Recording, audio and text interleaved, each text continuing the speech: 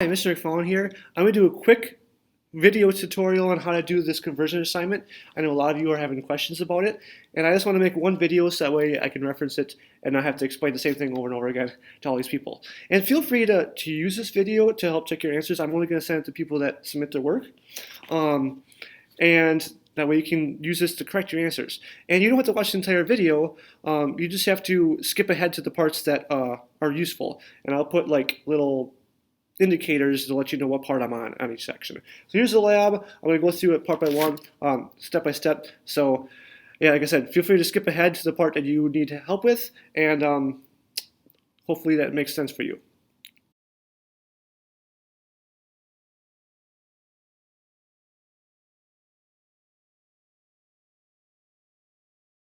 All right, so my plan for this little quick video is to go over the conversion assignment and give you hints on that. Not necessarily do the work for you, but give you some major hints and some feedback. So for part one, the video I sent out to you should give you all the answers to those. The key ones you want to make sure that you know for sure: kilograms measures mass, meters measures length, and seconds measures time. So anytime you have a length measurement, make sure you convert to meters. Anytime you have a mass measurement, make sure you convert to kilograms, and make sure for time you convert to seconds. For part two, here's the answers. You can pause if you want. There's part two. Now for part three, it's having you do some conversions and standard form. Now standard form has two steps, meaning you have to convert to the correct unit and also write in scientific notation. So the first one is 8675309 miles. Now miles is a length. So if you remember that length should be converted to meters. Any sort of length that you measure has to be converted to meters. That's step one. So the way to convert that to meters is you do you start with what you know, 8675309 miles, and you multiply by that conversion factor. Since miles is on top and you want to get rid of it, any unit that you want to replace, it goes on the opposite side. So if it's on the bottom and you want to get rid of it, you replace it with something on the top. If it's on the top, you replace it with something on the bottom. So I want to get rid of miles, so it goes on the bottom. So that way I know that I no longer have miles because this is on top, this is on bottom, they cancel out, all right? I replace it with the thing that I want instead. I want meters. So meters goes on top. And then I just put my ratio there. I put my ratio of meters to miles, and you have that from part two. So then you do that, bada bing, bada boom. You'll get a number. Then you write that number in scientific notation. Remember the steps for scientific notation? Let's say I want to write this number in scientific notation. That's not the answer, but I would write 8, decimal point, next two digits, 6, and then I can write 8 because I can round this 7 up to 8. 8.68 times 10 to the, well, some power. And the way you get that power is I start your decimal point after the 6, and you keep moving it until you get to the end. So 1, 2, 3, 4, 5, 6. That'd be 8.68 times 10 to the 6. Now remember, that's not the answer to that problem. I'm just showing you how to do scientific notation. You're going to write scientific notation for the meters, not the miles. Now, if you go backwards, if the number gets smaller and smaller, then this becomes a negative instead of a positive number. Okay? This is 0.000589 pounds. So this is a mass. Pounds measures mass. We're used to saying that pounds measures weight. That's actually incorrect. It measures mass. Americans get that wrong. Stay with the video. Those stinking Americans. I said it before. But anyway, so this should be converted to kilograms because any sort of mass measurement should be converted to kilograms. So that's your step. Same process. You start with what you know, multiply by your conversion factor. I want to get rid of pounds. It goes on the bottom. I replace it with kilograms on the top. I put my conversion factor on there. I know I can cross out the units because it's top and bottom. Whatever I'm left with, that's what I have. So we're good to go. Miles per hour. Now the video, the Mario Kart video that I made, actually shows you how to do miles per hour. Here we have miles, here we have hours. It's actually two conversions, so it's going to be two steps. So miles on top, I don't want miles, I want meters. So I have to get rid of it. So miles will go on bottom, meters will go on top. All right? Well, a conversion factor there. That way miles cancels out miles. If I did that, I'd be left with meters per hour. But I don't want hours. Hours is a second unit. So this is basically like two different units, and we have to convert both of them because they're both incorrect. They're both not measuring the proper way. So I need to convert the hours to seconds. Now I don't want hours, so since it's on the bottom, I have to put it on top to cancel it out. And then I replace it with seconds in the bottom. That way when I cancel stuff out, I go top and bottom and I cancel stuff out. Whatever is not canceled out, that's the units that I'm left with. And if I have the units, like meters on top, seconds on the bottom, that's meters per second, then I know I did it right. You should always have M, meters, kilograms, for mass, and seconds. Those should be the only units you have left anytime you do a conversion. Anytime you do a conversion in this class, after everything cancels out, those are the only things that should be left over. They might be like meters and seconds, there might be meters per second, might be meters, kilograms per second, whatever, but those are the only units that should be left over. You shouldn't have like miles, kilograms, seconds, hours. You shouldn't have any of those, except for kilograms. But you shouldn't have that combination. Things that cancel out, it should just be left to a combination of those three: meters, seconds, and kilograms. This last one's kind of tricky. Here's a time. 1 hour, 17 minutes, 36 seconds is a time. What you have to do is convert that to seconds. You have to convert all of this to seconds. Now this is already converted to seconds for you. 17 minutes, you have to convert that to seconds. So basically what you're doing is 3 conversions and then just adding them up. So you convert 1 hour to seconds, figure out what that is. Convert 17 minutes, tell how many seconds that is, and then this is already converted for you. Then you just add them all up. That's your total amount of seconds. Write that inside the notation when you're done. All right. So the next part for the physical lab, what you're doing is you're basically doing some running or some jogging or walking or whatever. And you're trying to find your speed, velocity, and doing some conversions with that. Now here's what you're doing, physically doing. You're starting at this point here. You're measuring out 16 feet. And you run there, run back. Run there, run back. Run there, run back. That's the thing that you're timing. You time that, or it has to have your partner or friend time that, have a buddy time you, or you can switch it. And you do it a couple times, and you can pick your best time or your average time. I'm not going to be picky on that.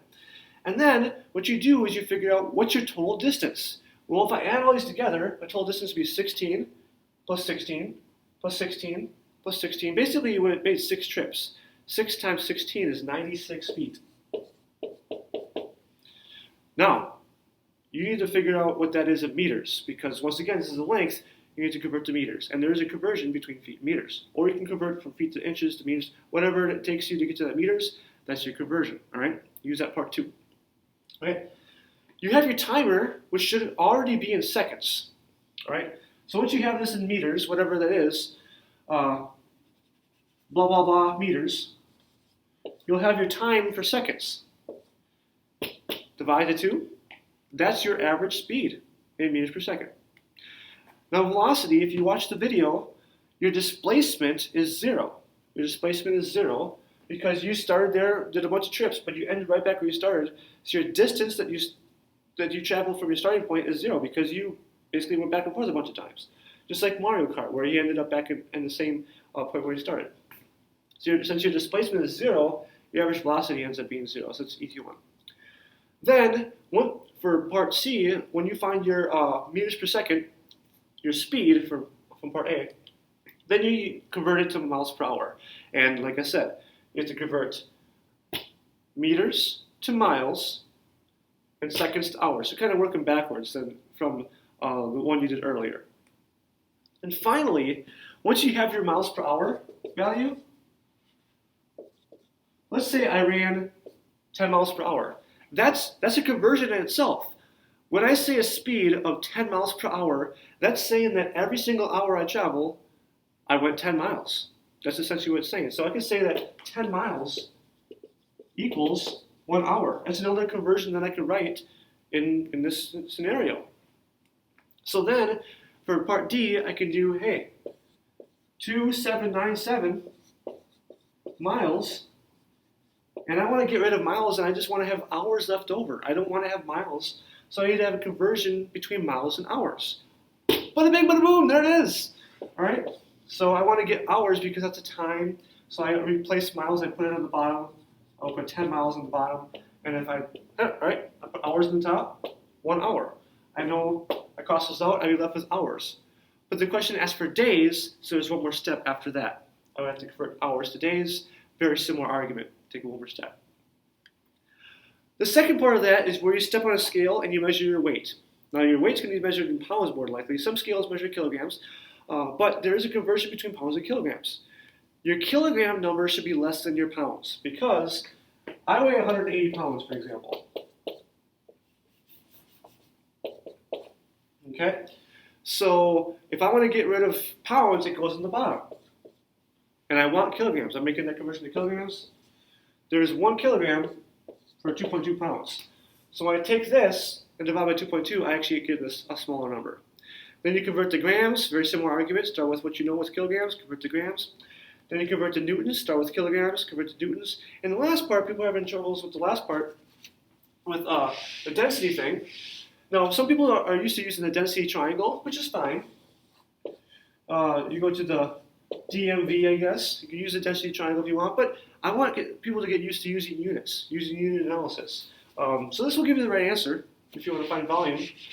But I tell you the conversion.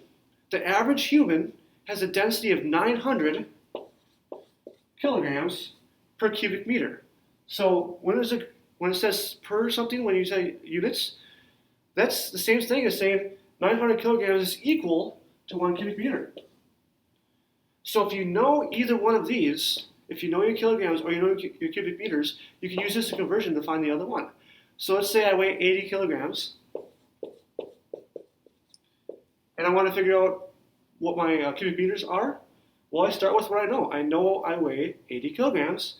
Then I use this conversion to figure out, just like any other conversion, I put kilograms on the bottom, cubic meters on top, put that ratio, and I can do that. And I know, hey, I'm less than cubic meters, I got my answer. We're almost done here. The final part is about uncertainty. This is for IB1 only. So the activity for this lab is where you take a ball or some object and you throw it as fast as you can, as far as you can. Basically, you want to see how fast that ball is going to travel. And the goal is to do a conversion with it, but also to figure out uncertainty. And we're going to go in more depth about uncertainty later. But uncertainty is basically like how accurate are your measurements. And in this experiment, since we're just using steps, they're not very accurate. But that's okay, as long as you can account for that. So what we do is we throw that ball, and let's say I threw the ball 10 steps. So I would throw that ball, boom, boom, right? And I walk 10 steps. 1, 2, 3, 4, 5, 6, 7, 8, 9, 10. Those are my 10 steps. Now I tell everybody that we're going to use uncertainty of half of a step or half of a meter for that value. So what you do is ask for the uncertainty and distance. Uncertainties always add up. So if I want to find the uncertainty for distance, well, we can use this equation essentially. My distance was 10. So I'm going to use this equation. I'm just going to right below it so I won't erase anything. My distance was 10, so I can write that down. My time, I would physically time that with a timer. Let's say it took 2 seconds, all right? It should be pretty quick. 2 seconds. 10 meters, I'll make sure to put units down. Now my uncertainty in the distance, the way I figure that out is that every single step I'm a half a meter off. So then if I'm a half a meter off here, half a meter off here, half a meter off here, uncertainties always add together. That's all you have to do is add all your uncertainties together. So half a meter, half a meter, half a meter, half a meter, 10 times, that's 5 meters. I could be off by 5 meters. That's how inaccurate this experiment would be. But that's okay. As long as you can explain that to someone, that's useful. So I'll write down 5. And I got that 5 because I took 0.5 times 10, because there's 10 steps. Then my uncertainty in time, that's the same for everybody. I just told people it's 0.3 seconds because that's the average human reaction time. So if you use a stopwatch or something, there's a slight delay from the time you stop to when you hit the button. And the average person is about 0.3 seconds. If you're a ninja, it's quicker. If you're And some people are slower too, so that's okay. But average for a person, 0.2, 0.3 seconds. So I just did 0.3. Then the way to find the speed, well, we did that already. All right, we can find the speed by taking the total distance divided by the total time.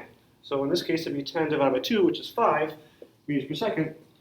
So then here's our question mark. The last step is to find the uncertainty in the speed. And we have an equation here. You just have to use algebra skills and solve for that. So hopefully that helps, gives you feedback, and help you with this assignment.